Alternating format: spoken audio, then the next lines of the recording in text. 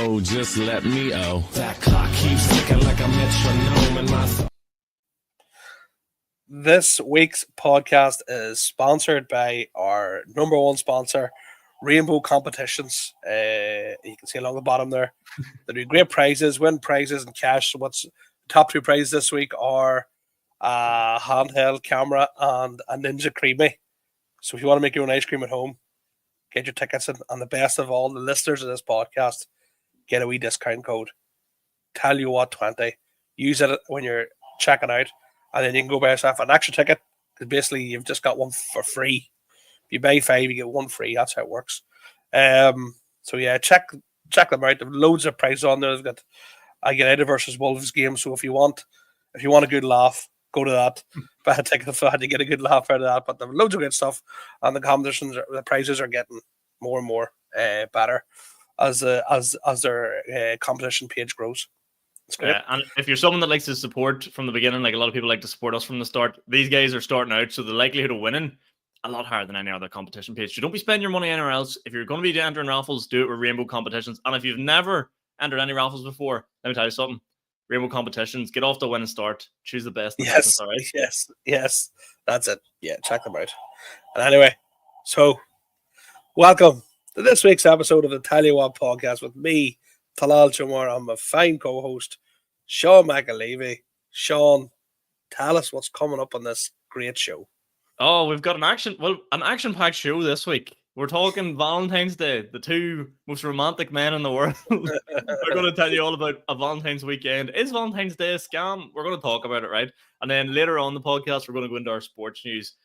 I think possibly one of the greatest games of football ever happened last week. Everton versus Liverpool, and one of the greatest goals of all time. We're going to talk about that. We're talking one of the worst games of football of all time, United and Spurs. If you watch that today, I feel sorry for you. And then finally, me and Talal, big Arsenal fans, have been talking about Arsenal, their need for a striker. Don't need a striker. Miguel Merino. Just transform any centre mid into a striker and problem solved. Saved 140 million. So we'll get into all that a wee bit later. But before we do any of that, let's just have a wee recap on our week. Talal, what was the crack with you? What were you up to this week? My week was it was a very fun week to an extent. I went on Monday to get a couple of bits for Valentine's Day for Claire. Now, I will admit, me and Claire never do Valentine's Day until recently. It's more for the children, children like to get involved in the whole thing. So I took my wee girl to shopping centre in Craigavon. She then takes a head stagger and goes, "Daddy, I'd love to get my ears pierced." And I went, "No problem, Pat." So I had to check with the boss first to make sure it was fine. Mm-hmm. She says, "Yeah, she wants to get them done. No problem at all." Now, when I always thought I'd be like a cool, calm sort of character when it comes to things, right? Now, when I say I was shitting myself and how nervous I was, it's like, it's a kind of similar nerves like your first gig, Sean. What were you nervous for? For her getting her ears pierced. Why? You have to get 2 needles to your... She's 4 years of age, getting 2 needles to her ears. I was just afraid of her go screaming the place down, or like her being... It's just the fact that my wee girl was going to be in pain. I was just like, I can't deal with it. So I had to put on a brave face and be like, "Man, it's a wee tiny thing, But fair play to her, she got them done. Absolute... She played a blinder. But how much... Now, here's the kicker, Sean. Mm-hmm. How much do you think it costs to get it? Now, maybe girl's 4 years of age to get her ears pierced. I'm guessing if you're going Claire's or something like that, it must be like 20 quid. That's what I thought too, Sean. I thought, you know what, 20 quid, no problem. £68. Nah, that's absolutely ridiculous. You got scammed. Who did it for you? Was it Claire's Accessories? Claire's Accessories. That is insane. And wee girl, she picked the earrings on her shaft. And I went, "Yeah, that's no problem at all." And of course, they were going, "Look, you can watch the ears, but the sort of went right. Here's the daddy with the wee girl knows that whatever they recommend, I'm going to buy because it's like the best possible thing for my wee girl." I was like, "No problem." And they were like, "Look, you can just wash it with like salt water and like cotton bud, but we'd really recommend this cleaning solution." I was not 20 quid. Like, No fortune, like, way! Oh man! but here, worth it. And but it was horrendous. It was one of those ones where I was like, this is crazy, but it was nice. And the wee girl, she cut about showing everybody her ring. That's So awful. I think I would have got one done and been like, how much is this again? They're like, oh, it's £34 per hour. I'm like, I'll do. That's you just leave her one. Yeah. I don't want the rest of it. I'm getting half price So- discount here. That's horrendous. But it was That's an investment for life though. yes. So but here you talk about getting a shock when they said, oh, it's 68 quid, and I went, what? And I also done the thing of like, Manny, if you get your ears pierced, because she was a wee bit like nervous, and I was like, I'll buy you anything you want in the shop, and she picked something, and I didn't realize how expensive Claire's accessories is. Oh my god! I think the whole ordeal maybe cost me 100 quid. Like, that is just another reason to not have kids. Everybody, this is another reason, or to get your ears pierced. That's like you thought the needle was your biggest worry that day. Fucking 100 quid. But here, worth it in the end up. So done the Valentine's Day thing, and it was worked right away. But then I get sick. Well, I've had this cough for I don't know. The last time I didn't cough, I had a hairline. I don't know. That's been the longest cough of all time. Wee girl gets sick, wee lad gets sick, and Claire all get sick. So Valentine's Day was spent. All of us sort of sick in the house, like so. But you're going to say Valentine's Day was spent in bed, but not for any reason anyone would want. No, definitely not. Definitely not. So I apologize. I've picked up a bit of a flu this week as well. It just came on me last night, and I think I've got that thing you had, with just coughing and spluttery and just all round rottenness. Like, no, if you've that whooping cough, Sean, I'm telling you, it's the worst thing ever. I'm this close to, because I was reading online that some people have. You sleep with an onion on your chest, like cut in half. Oh my god!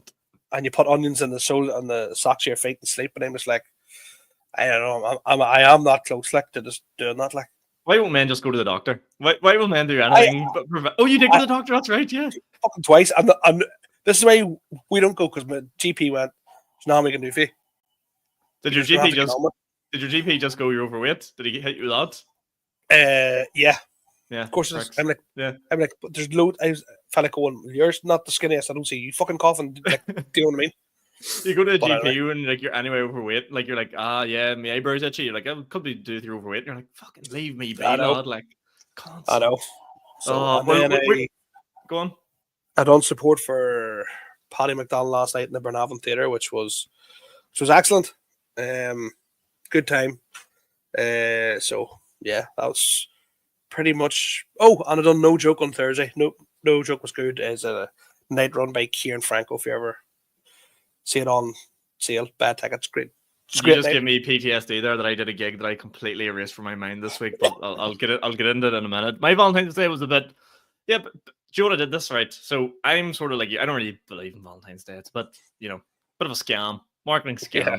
But I was like, you know what? I'm going to make the effort this year. I'll put in a wee bit, and also I was working from home, so it meant I could nip out to the Duns right beside my house real easy when she wasn't there. So I went round to Duns, £5 roses, and they looked well too. They weren't even cheap, shitty ones. It was grand. Perfect. I knew what I was doing. I haven't got that, like, you always see young fellas go in with this fear. Do if they get spotted or not? And I go in, I'm looking for good flowers. I don't care who spots me. I'm going in full confidence. Yes. Set of £8 pajamas, fluffy pajamas, sorted.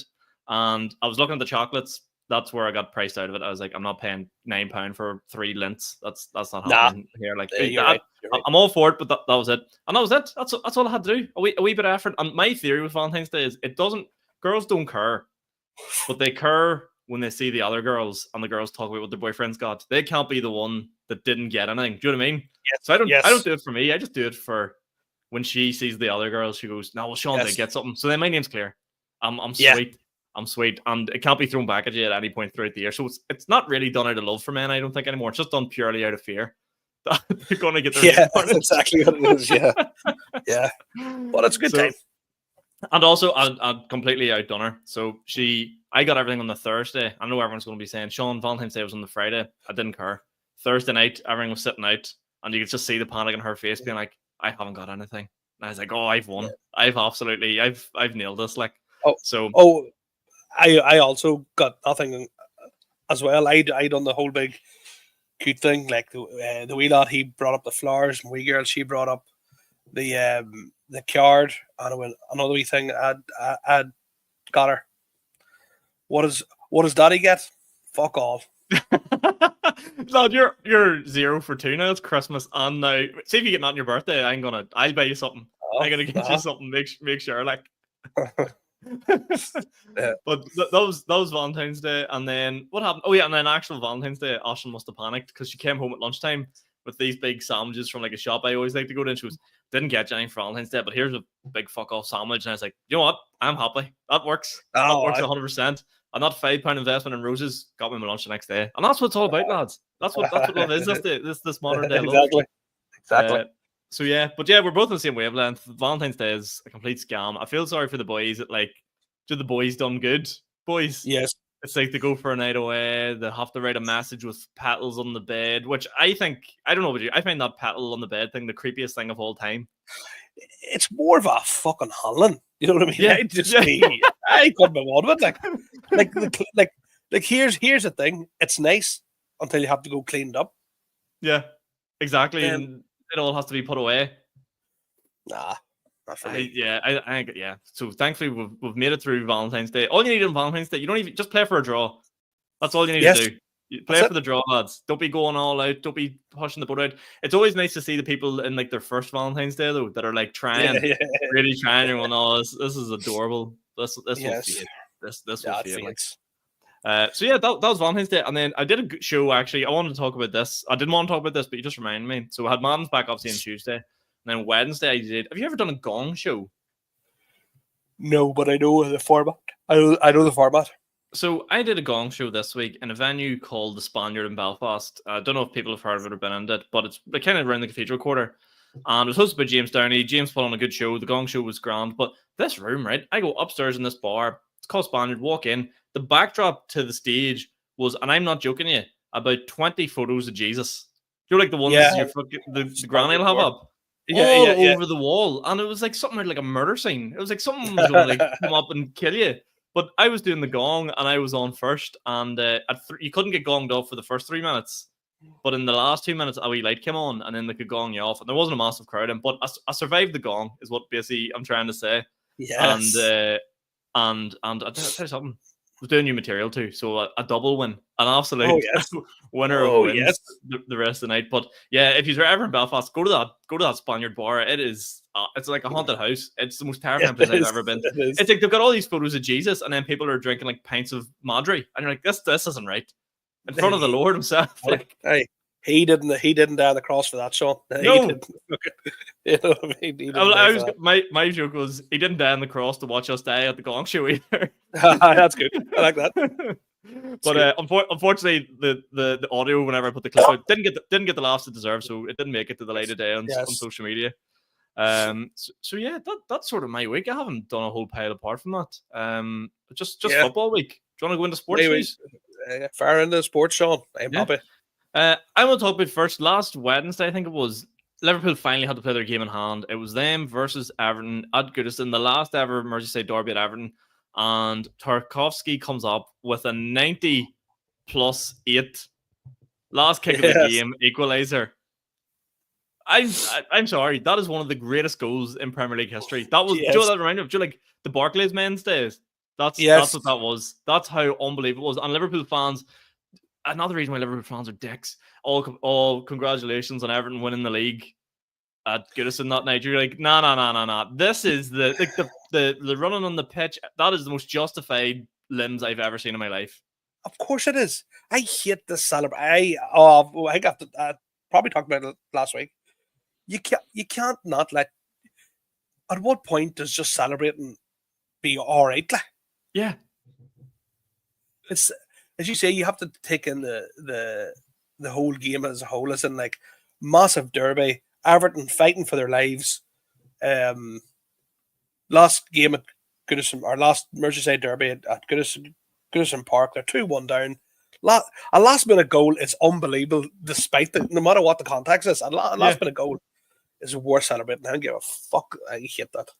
Yeah, and the place, and what made it even more mental was, so I can't remember the exact numbers, but Everton and Liverpool over the years in that ground have both won 62 times. Yeah. So whoever won that game was going to be, Yes. you've got the mortgage out on the place, really. And Yes, the fact that they pulled a draw out, I just thought the limbs, the Tarkovsky, the fact that it was Liverpool's game in hand, the fact that the game got delayed because of weather, it was just it's probably one of my favorite goals of all time as a goal scored that's not for Arsenal. It was absolutely majestic, pure centre, but like, not that it's going to happen, but in the 1 in a million chance it happens that Arsenal win the league, like that game will be the game. That's the game. Feel what I mean? Yeah, it's almost like, do you remember the game last year? I don't even want to talk about it. Son goes through against City. Oh, that was the league. That was the league, and he hit it straight on. You're going, no. Yes. Actually, I don't think Spurs fans would have celebrated that goal. No. But again, goes back to the celebration thing. Like, celebrate your team winning. Yeah. Celebrate what's coming along. What about Jimmy? Did you see Jimmy Carragher did a full piece on Monday Night Football about Lewis Skelly celebration, doing the Holland celebration? And you're like, this is prime time football, and you're taking the tactical breakdown of a celebration. See, here's what annoys me. When it's Arsenal, it's blown way out of proportion. Jamie Vardy, for years, has trolled so many rival fans. Yeah. Not a word said about Erling Haaland pointing at the Arsenal fans, pointing at the badge, the Premier League badge. Not a word said. And like, I'm going to say this: what if that had been Arteta that done what Arnie Slot did?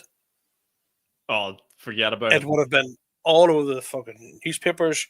But instead, today it was a nice wee conversation going. Arnie was like, "Oh well, I'm hoping I won't react like that again." No. And like, how's he allowed on the bench again? I thought he was sent off. Yeah, I thought he was sent. Does he not get a 3-game ban, or was it overturned?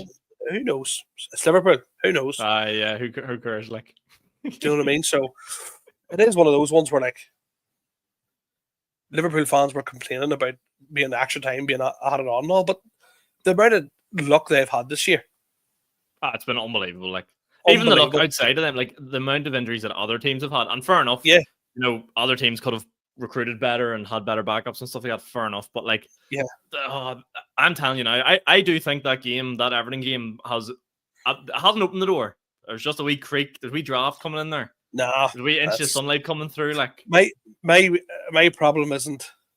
Well, here, you know what? We'll talk about Arsenal when Arsenal come up here, but.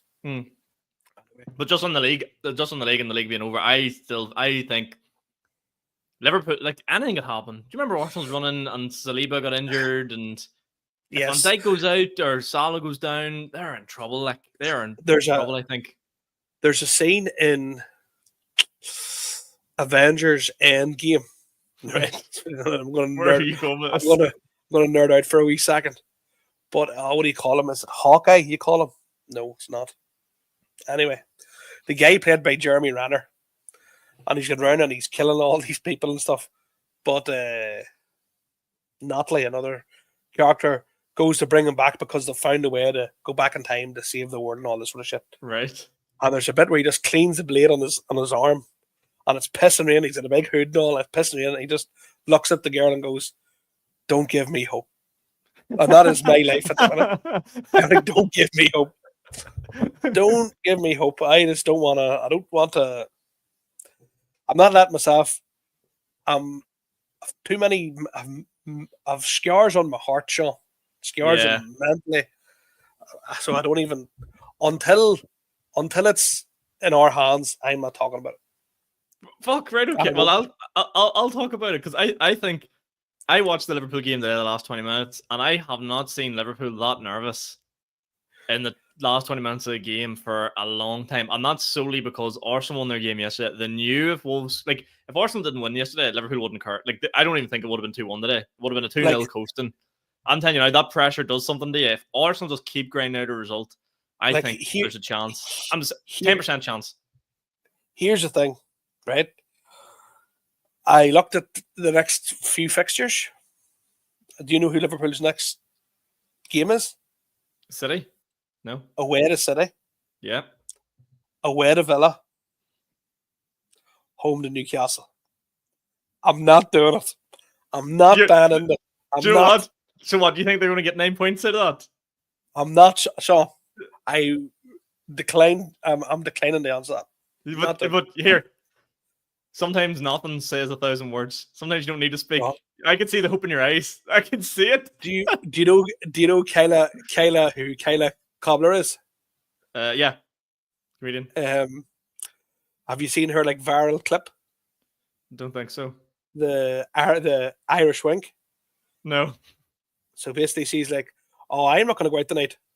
Oh, yeah. So so somebody goes to me, "Do you think? Oh, yeah, Arsenal have no chance of winning the league?" Yeah. For any audio listeners, massive wink. Jalal nods with a Irish wink. Yes. Look, all I'm saying is, I think there's a decent chance that they drop points in the next few games. But we'll take a break from Arsenal and title talk and talk about the relegation battle for a second here. United and Spurs. Fuck. I thought, right, this game today, both bad outfits, but both go for it. So it'll be entertaining. That was one of the worst games of football I have watched in a long time. Like, both teams going forward, yeah, but you'd have like 2 players going up against 4 at the back and just nothing happened. It was almost like a basketball game. It was horrendous. I actually think they did go for it. They're just that bad. Yeah, that's what I mean. They're so shit. They're so shit. Like, they're both crippled with injuries. Now, to give them their due, they're very badly crippled with injuries, right? Mm-hmm. But at the same time, some of the, I was like, they're not even. It's not even like they're on a bad run of form. Like, even when City went that bad run of form, you still went, "Oh, like, they still have good players." You look at it and go, "They're shite." Like, Yeah, they're so shit. They're so bad. I actually can't believe he was like, do you know the way Rashford basically got ousted? Yes, for not. What the fuck are the rest of them doing? I know. How bad was Rashford performing if he's keeping that? I just can't. First and foremost, I love it. I absolutely love to see it. Like, it's glorious. Lethal. And even I don't cheer Spurs on very often, and it wasn't really today. But I was like, this is a win-win. No matter what happens, I'm happy with the result today. Like, which is such a nice position to be in. United are, what are they? 15th last? Yeah, 15th in the league. Like, they're not going to go down, right? Let's just clear that up. They're 29 points, and Ipswich. But if Ipswich, Leicester, Southampton have been any better this year, yeah, they're in major trouble. Like, what did it say? Safe 37.5? 40. 40, yeah.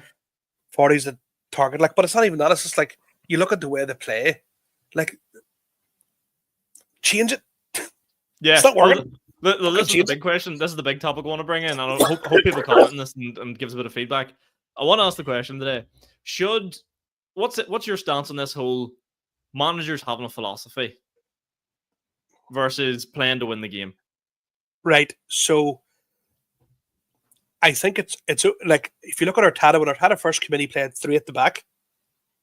Mm-hmm. Because he didn't have the players he wanted to play his style.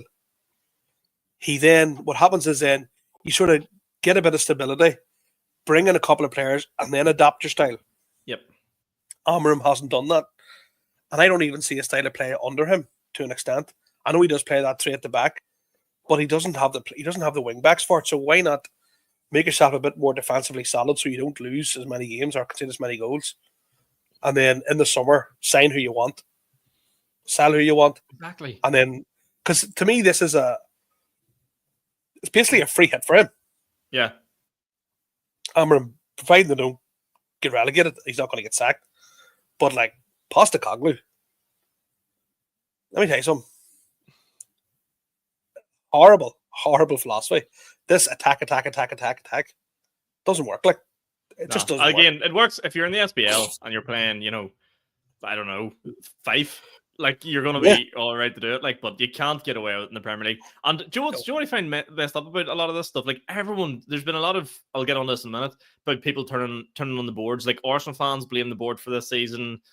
I mean, you can only spend so much and go into so much debt, in fairness. And Spurs fans are now blaming Levy because he's built an amazing stadium but doesn't really care about the football, which he clearly doesn't. He's more happy about getting Beyonce in the NFL than the actual football on the pitch. But at the end of the day, this whole philosophy thing of the managers drives me nuts.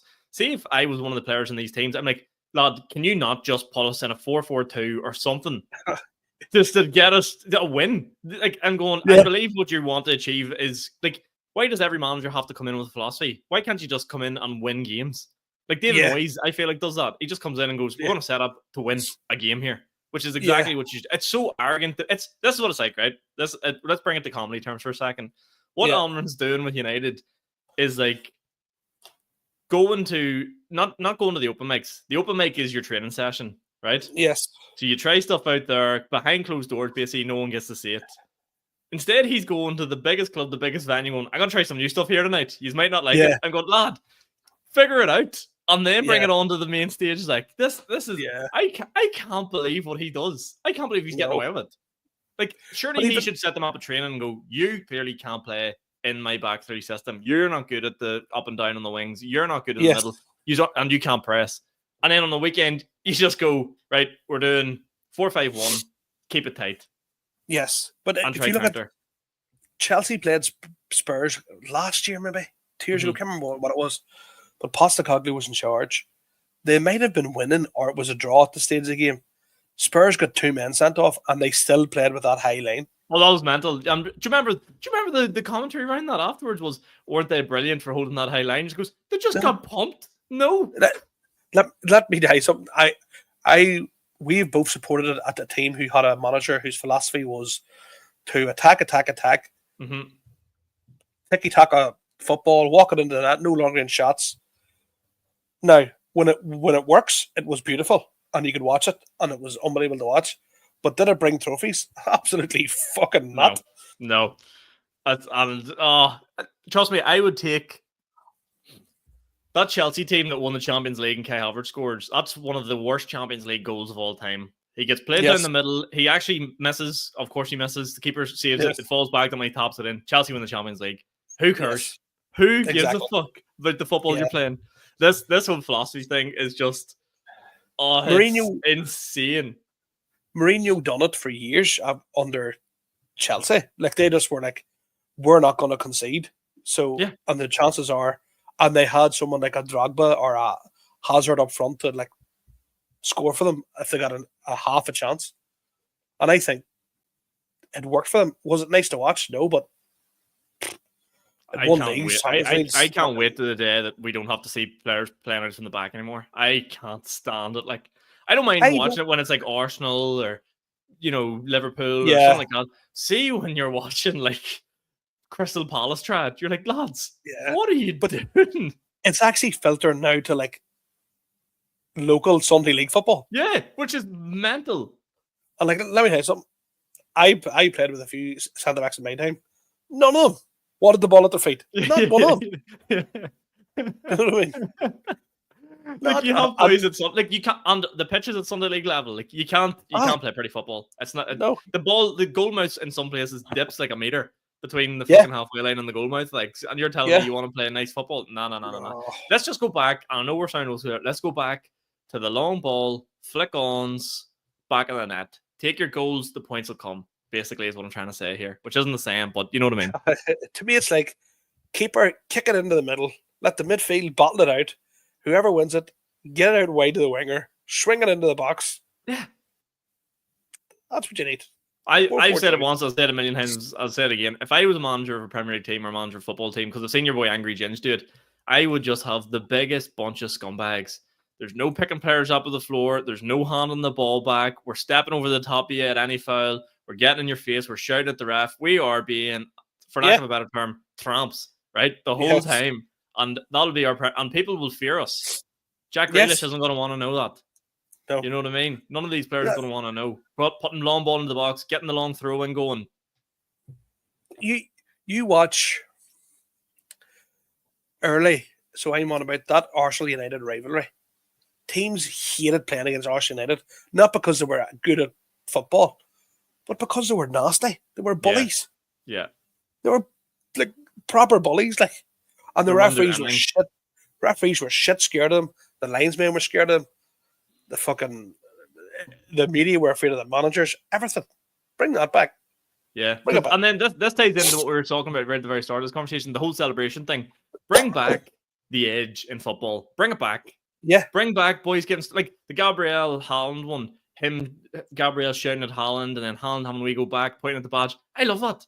That is absolutely get people screaming in people's faces, people pushing keepers in the nets. I like all that. That's great. Like Michael Murphy today, got headbutted by one of the Armagh players. Is that too far? Yes. Do I love it? Yes. Both things can be true at once. Like see, to be honest with you, like if your team's getting hammered, I want to see my midfielder take someone out. Like, yeah, kick somebody, make yourself feel better. Like, exactly. But that's why he was. But if you even hear Roy Keane talk about Zinedine Zidane, he says Zidane was nasty. Dennis Bergkamp, arguably the most gracious player to ever play in the Premier League. You would never associate this with him, but all the defenders say Dennis Bergkamp was dirty. He was nasty. Yeah, but you need to have that. I think you need to have it. You need to have it. I actually had a moment this week for the first time ever. It was the Roy Keane mentality. So you see all these clips of Roy Keane going around and like his clinical catchphrase, but one of the main ones is sure that's his job. That's his job. Yeah. And there's one about Ferguson saying about him playing against Juve in the semi-final of the Champions League.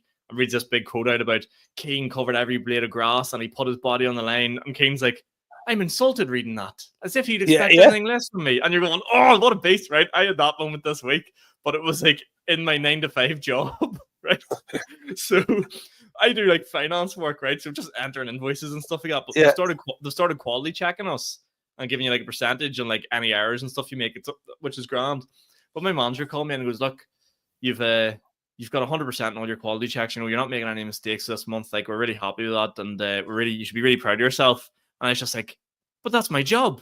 That's yeah. At the moment, I think exactly. Roy Keane mentality of the finance world. You're the next fucking Tom Smith.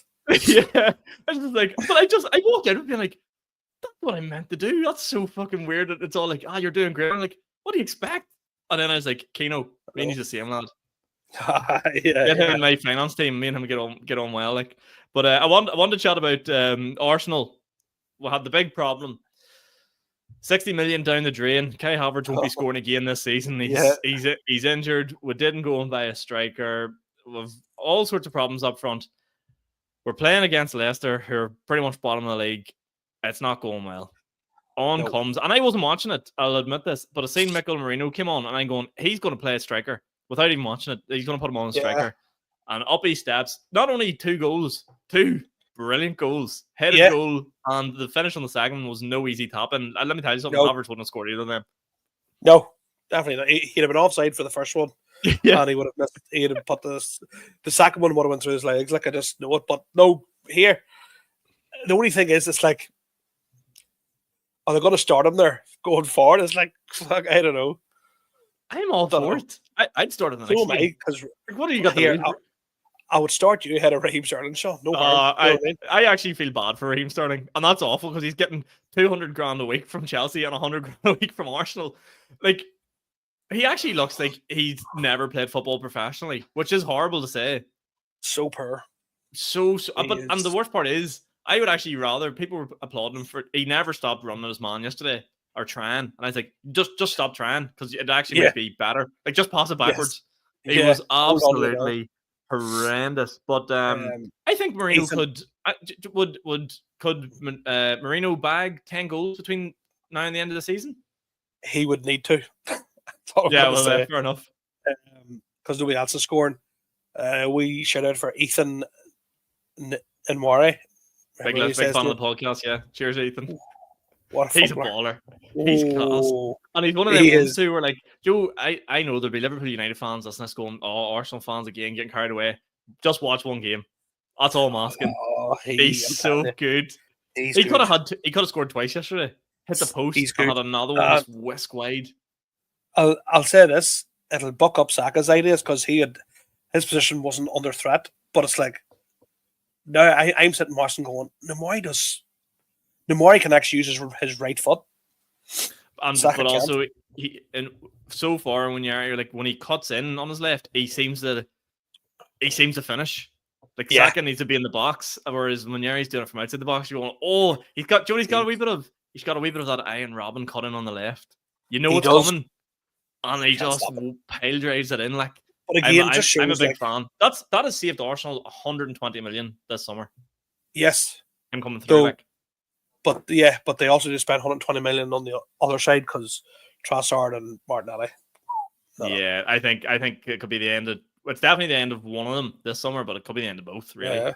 Yeah. I thought Trossard last season probably the best 12th man in the league. Yeah, he is. He's a good player to have in your squad, like, because he will do a job. He works hard and all that job. But Martinelli, just to me, never really got over that injury. He's just. I think we could get good money for him. Yeah, you'd get 30-40 million for him. Yeah. Oh, more than that. I think he could bag 50, 60. Here it's Arsenal. They'll probably sell him for free. Yeah, they'll probably tear up his contract and let him go. Thanks for joining the club for 3 million. You can leave. Fucking stupidity. But yeah.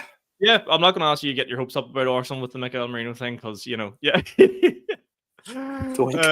But I'm all in. 14 games left to go in the Premier League season. I think Arsenal can make a charge. Can they get a few lucky results in the Champions League? I don't know. It's one of those ones where, like, you have to have hope. Like, I'll say, like, do I think it's going to happen? No, but you have to, like, I have to have hope. Like, I seen Wolves go 2-1 today and I went, oh, here we go. But, like, there's going to be twists and turns. There's a game at Anfield with the third last game of the season is Arsenal and Liverpool at Anfield. And if we're still in it with a shout then. That's a 6-pointer, like. That's a 6-pointer, that game. Yeah, like Liverpool, yeah. So, because there's 7 points in it, say we both win. Like, Liverpool could win the league that night if they beat Arsenal. So it's just. Oh, God, don't even say that. Oh, God, that is. Oh, right, get off this topic. I want to finish up by chatting about the Champions League, actually, because we haven't chatted about it much at all. Yes. You didn't really like the group stage format. I really like the group stage format, and I'm loving this playoff round. Yeah, well, it just was extra games. The playoff round was very exciting. Madrid and City was a cracker of a game, like. And then you had Celtic and Bayern, which, by the way, Celtic absolutely robbed of a goal in the first minute, and no one's talking about it. Nobody's mentioned it. I'm like, he didn't interfere with play. It's like a shot that comes in for anyone who outside the box. One of the Celtic players basically jumps over it, but it's like, I don't even think he was like in line of the goals when the shot was taken. It's just Drew, like, when he runs across the box, he sort of jumped out of the way of. But yeah, I'm really enjoying the Champions League format. I think Arsenal can get. Is it Bayern in the next round? No. I forget who they can get, but should be all. I think they're all, like, on paper winnable, but you never know. You never know. Like this, it could be one of them situations. I remember when the GA originally brought in the it was like after the Ulster Championship and stuff like that. There was like the backdoor system, and the first year of it, every team that won their province lost in the next round because the teams that came through the back door had played so many games and had so much momentum that they fucking smoked everyone. So I'll be interested to see if that's how the Champions League plays out. Just like you have one of them games under your belt, you've gotten through it, you're confident of winning a game in Europe, and the other team's sitting there with the cold, maybe. Yeah, you don't know, like, but it'd be interesting. I'd love to see Celtic do it against Bayern, just for the sake of if Arsenal play Bayern at any stage in the Champions League, we're out. Also, it'd be great for Celtic because one of the biggest clubs in Europe. Like, it'd be nice to see for them. Good. Have you ever anything else you want to touch on before you go? Yes. And you know what? Something fucking. It's an absolute disgrace. Jack Catterall fought Barbosa Jr. last night. No way. Did Barbosa get another fucking result? Barbosa got the win, and he's refusing. I think somebody had said about fighting McComb again, and I think he sort of just didn't answer. And I'm like, "You're a fucking pussy, like, fucking fight him again, again." La puta, come on, fucking fight him again. So and, wait, what was the story with Jack Catterall? Did he knock him out, or did he get the points? No, he beat him on points. Like, he did actually beat him, right? Okay. But it just shows how good, because like Jack Catterall beat Josh Taylor. Does that open the door though for Catterall to fight McComb? But McComb would smoke him. McComb is Barbosa. Fucking fight him. Yeah. So it's here. Just obviously, you know us. Fucking soft spot for every Irish fighter out there. Well, it was hard though because I was listening to Sean McComb talk recently about that whole situation, and he wanted to get on the card because of the situation. He's basically beat beat one of the best in the world, but didn't get the result. And now no one wants to fight him, right? So you've got that predicament. But you've got the Belfast card with Crocker that we're going to, by the way, on the first of March with Crocker, Paddy McCrory, Tom McCarthy. The card is actually mental. How good it's going to be. Now, will there be a travelling community coming up from Limerick? Yes. Will that be absolute chaos? Yes. And by travelling, do I mean travellers? Yes. So don't worry though.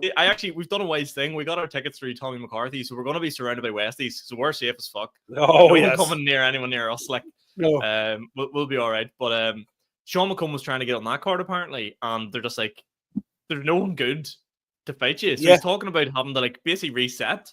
He's out of the top 10 now as well in his weight category. And you're going, how the fuck? Oh, boxing is so rotten. It is so rotten. Like, it is. It's disgusting. And to me, it's like everybody said it was. It's not even like it was just his own fans said it was a robbery, but people who like boxing pundits were like, yeah, he could rob there. Fucking make him fight. Make them fight again. Like it's I actually genuinely don't think we'll ever see that fight. I'm going to say something. I watched the first face-up between Kakachi and Lee Wood. So excited. Oh, unbelievable. So excited. Now, they done a few media posts, which was like Valentine styles and stuff like that. Let me say something. There's some boxers out there that, they're very quick. These two boys, they're like, if you could describe your opponent in Valentine's Day terms, how would you describe him? And they're like, hard.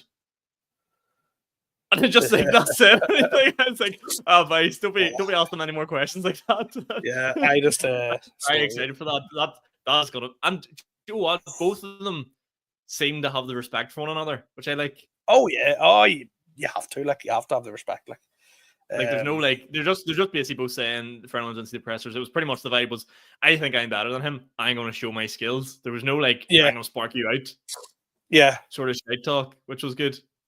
Because I think they were sort of getting at Kakachi for not fighting Sugar Nunez, and Kakachi was like, he's a big puncher, but that's all he is. He's like a fought guy. He's like him my whole career, and to be fair, Kakachi probably would beat him. But also, I absolutely loved what he said about in that media press as well, because they're like, "Why did you not fight him?" He said that first point, and then he goes, "If they'd offered me the same money for fighting, I would have took it." And I'm like, "Show me the money, baby! Show me the money!" And why would you take less? Why? Yeah, it doesn't make any sense. Eddie Hearn's his promoter. You're like, why would you take the money out? Get it out. But this big massive fight cards this weekend too. So, that big one, the 22nd. Oh fuck, it's gonna be unbelievable. So, what's your predictions for it? We'll touch on it before we wrap up. I really want Bivol to beat Baderbiev. Okay. Let's just get the fight card here. Fight card of the century. So it's Baderbiev versus Bivol, and then Dubois, Parker. This is insane. I sort of want Parker to win. Dubois annoys me a bit. I don't know. Dubois annoys me a bit. I do that phrase, aura. Dubois has minus aura. Like, it's all the ring. Whenever he broke into the ring, Fury fight, you're just like, lad, what are you doing here? But even whatever fight that I can't remember what fight he won. He just like said to the crowd, "Are you not entertained?" And like nobody cheered. Do you know what he gives? He gives off energy of like a toddler coming into his manda's room. Like he's just like, you're like, what are you doing in here? Get out! And he's like, oh yeah, I need this. You're like, go away. You're annoying. So it's gonna be. It's going to be a great night. What's the other? I don't know much of the rest of this card, but what's the other sort of fight to look out for? So you've got Daniel Dubois. Yeah, you have the Shakur Stevenson fight. So, okay. And is there any? They're big. That I mean, all these fights are meant to be massive, but I'm not a massive boxing fan, so I haven't heard a lot of these Callum Smith and Boatse. Okay, that should be a headline fight. Like that's gonna be a cracker. I think Callum Smith wins. Really Zhang, just simply because he doesn't look like Chinese a guy. Yeah, fuck. He's a gay sparked out Deontay Wilder, like properly. Yeah. The one where the other Wilder falls back and he just runs. Oh my god, him. Jesus, that's gonna be mental. And do you know what the best part is? You already know. Riyadh season, baby. That'll be on at like 7:00. The first fight's gonna be unbelievable. That's great. That sets us well up for the week after as well with the boxing. It's boxing season, baby. It's Riyadh season. It's boxing season. Yeah. we're all geared up to go. So that'll be unreal, actually. Yeah. Okay, looking forward to that then. And then Six Nations also returns next week. But we'll touch on the results as they come back in.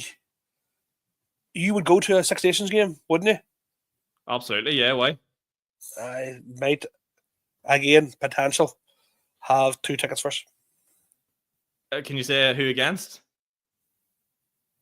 When's their last home fixture? They play France in week 4. And then Italy's away. Week 5. So France then. Shut your mouth. But again, it's a very slim. I might only be able to get one, and if I get one, you can have it. Why would you not go? You're a bigger rugby man than I am. Man, that'll be. See if Ireland. So may as well talk about it now. Week 3 fixtures is Wales Ireland. Ireland will beat Wales handy enough over there. Wales are literally ranked worse than Georgia at the minute. You have England Scotland, maybe a decent enough game. You've always got that Calcutta Cup thing there. Italy France, no point watching that. And then week 4 Ireland. That is going to be massive. That's a Saturday evening, isn't it? No, 2:15 on a Saturday. Yeah.